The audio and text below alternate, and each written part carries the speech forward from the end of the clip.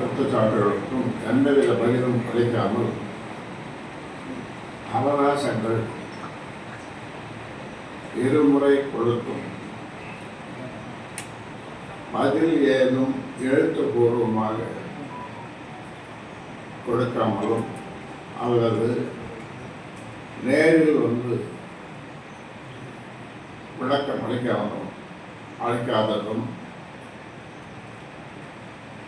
இந்த செயல் அவர் மீது சொல்லப்பட்ட அனைத்து குற்றச்சாட்டுகளுக்கும் அவர் எந்த பதிலும்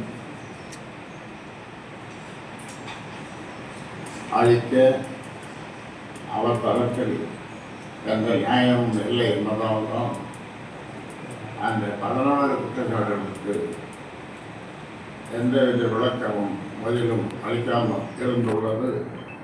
அவர் அனைத்து குற்றச்சாட்டுகளையும்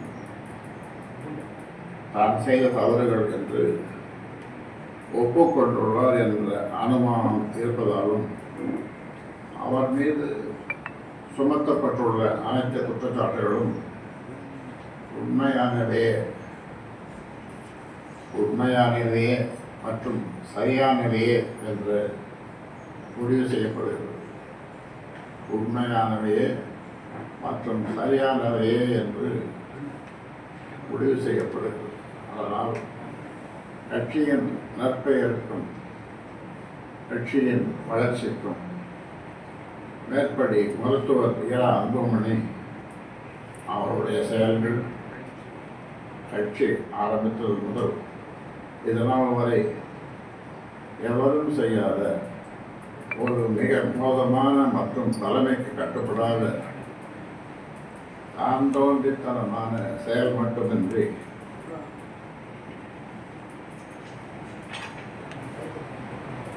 ஒரு அரசியல்வாதி என்ற தகுதியற்றவராகவே அவர் நிரூபித்துள்ளார். அதாவது லீடர்ஷிப் குவாலிட்டிஸ்ன்னு சொல்லுவாங்க ஆங்கிலத்தில்.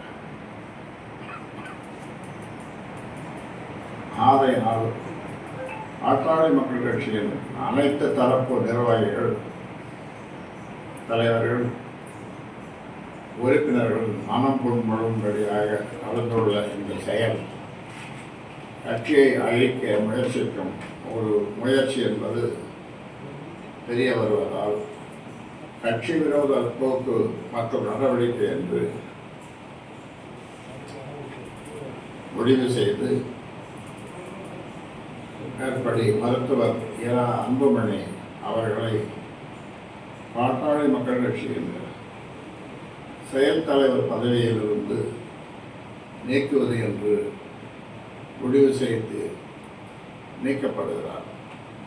மேலும் கட்சியின் எதிர்கால வளர்ச்சிக்கு அவருடைய நடவடிக்கை மற்றும் போக்கு மிகப்பெரிய குந்தகம் விளைவிக்கும் செயலாக உள்ளதால் பாட்டாளி மக்கள் கட்சியின்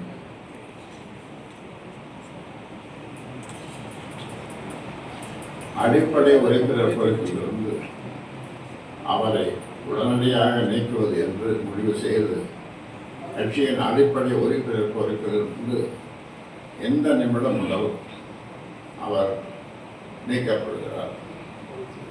பாட்டாளி மக்கள் கட்சியை சேர்ந்தவர்கள் அவருடன் எந்த தொடர்பும் கட்சி சார்பாக வைத்துக் கொள்ளக்கூடாது என்றும், அப்படி மீறி வைத்துக் கொண்டால் அவர்கள் மீதும் கட்சி விரோத